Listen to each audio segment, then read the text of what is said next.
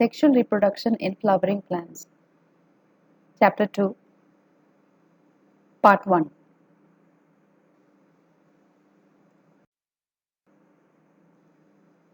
What are flowers? Flowers are morphological and embryological marvels and the sites of sexual reproduction. Flowers are objects of aesthetic, ornamental, social, religious, and cultural value. They have always been used as symbols for conveying important human feelings such as love, affection, happiness, grief, mourning, etc.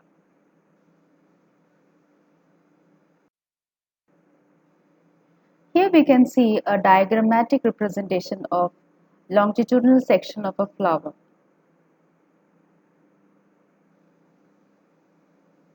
The flower consists of a pistil, it's also called as carpel. The pistil comprises of stigma, the landing platform for pollen grain, the slender style, and the basal swollen ovary. The ovary can have one or many ovules. Then comes the stamens. Stamens are the male reproductive parts of a flower. Stamens comprises of the anther and the filament. Petals will be colorful in case of insect pollinated plant. Here in this figure you can see nectiferous glands in case of flowers which is having nectar. And then comes the sepals.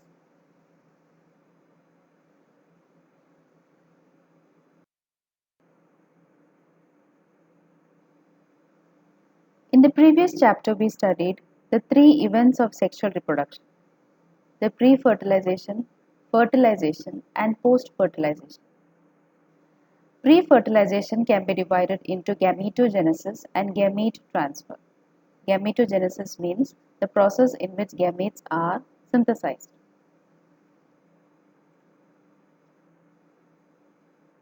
In this chapter, we will be studying about how pollen grains are generated and how male gametes are generated within the pollen grains. The pollen grains are also called as microspores, and the process of synthesis of microspores is called as microsporogenesis. Similarly, we will also be learning about megasporogenesis, which means the making up of megaspore, which ultimately results in embryo sac and the egg within it. But in this PPT, we will be focusing on microsporogenesis. Gamete transfer is the other sub-event of pre-fertilization. In plants, gamete transfer happens through the process of pollination. In this chapter, we will also be learning about the different methods of pollination.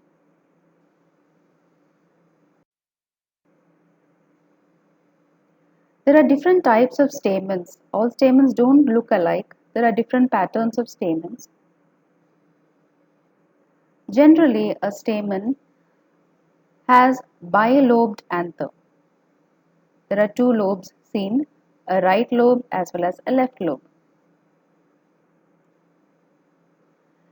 And there are also theca.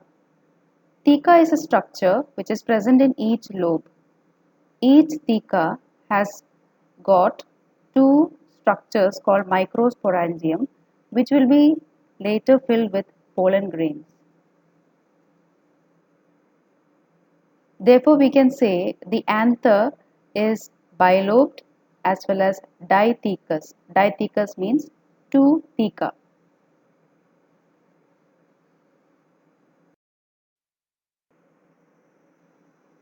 Microsporogenesis. Microsporogenesis is the formation of microspores. Each microspore will later form the pollen grain. Pollen grains are the carriers of male gametes. In an anther cross section, you can see 4 microsporangium, one at each corner. The tissue within a microsporangium is called sporogenous tissue. Later, the cells in the microsporangium will be called as microspore mother cells. Here you can see the outline of one of the walls of the anther. surrounding each microsporangium. One is epidermis.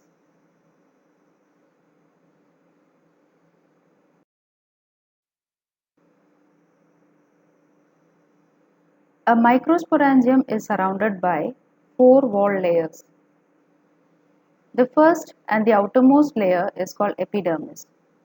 The second layer is called endothecium.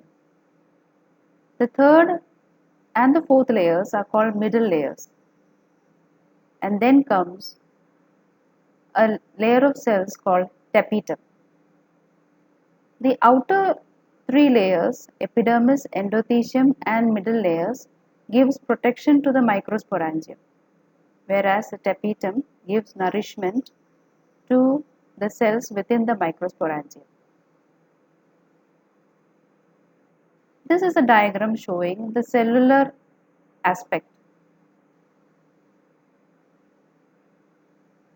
Epidermis, endothecium, middle layers, and the red color one which I have drawn here, they are the tapetum. And then you can see the microspore mother cells. Microspore mother cells are found within microsporangium. This is the textbook picture of the same. We can see the epidermis, endothecium, middle layers, microspore mother cells, the tapetum which is functioning to give nourishment to the microspore mother cells.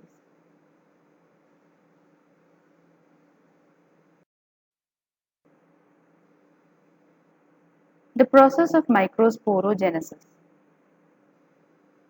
What is microsporogenesis? It is the process by which microspores are produced from microspore mother cells through the process of meiosis. Meiosis is a reduction division. So all microspore mother cells will be diploid, whereas the microspores will be haploid.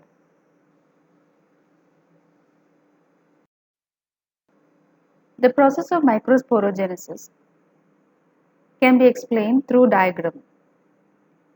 Each microspore mother cell will be diploid. They undergo meiosis to produce a microspore tetrad. The cells inside the microspore tetrad will be called as microspores, which will later separate from each other, and they will be haploid. Microspores are also called as pollen grains. So all pollen grains are haploid. There are different varieties of pollen grains depending upon how the sporopollenin is laid on them.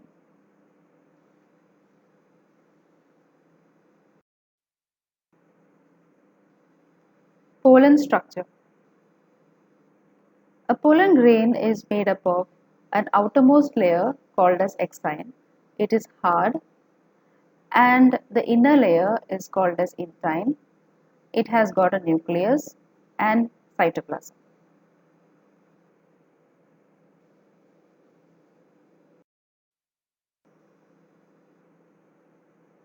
The exine. Exine is made up of an organic material called sporopollenin. The sporopollenin is hard and resistant to acids, alkali, and cannot be destroyed by enzymes or high temperature. But the sporopollenin is not laid uniformly on the exine. There are some regions on the exine which is not covered by sporopollenin.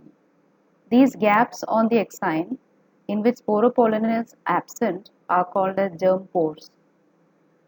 In future, the intine, which is the second layer after exine, the intine forms pollen tube which emerges through the germ pores.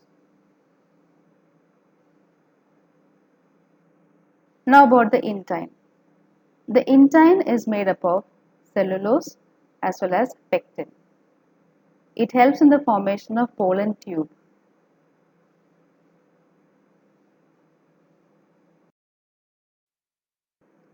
Pollen grain maturation. The pollen grain, when it is produced at first from the microspores, will be immature. They will be having only one cell. Later, The nucleus will undergo mitosis and produce two cells, a larger cell called vegetative cell and a smaller cell called generative cell, which almost floats on the vegetative cell. Majority of the angiosperms, pollen grains are shed in this two-celled condition. The remaining species, pollen grains are shed in three-celled condition, in which there is a larger vegetative cell and the generative cell further divides into two male gametes. So this is a three-celled condition.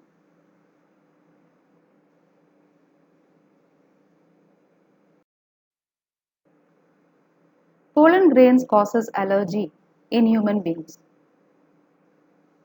Pollen grains can cause bronchial asthma and other respiratory problems.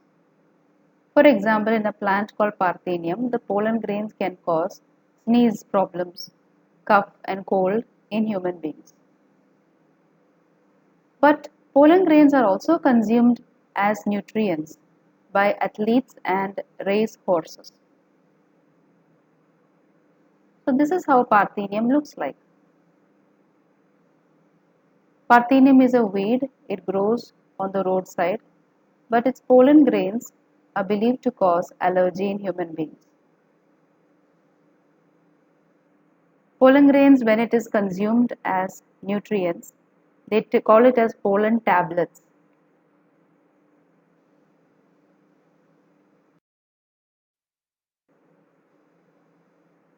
Pollen grains can be stored in liquid nitrogen of temperature minus 196 degrees Celsius.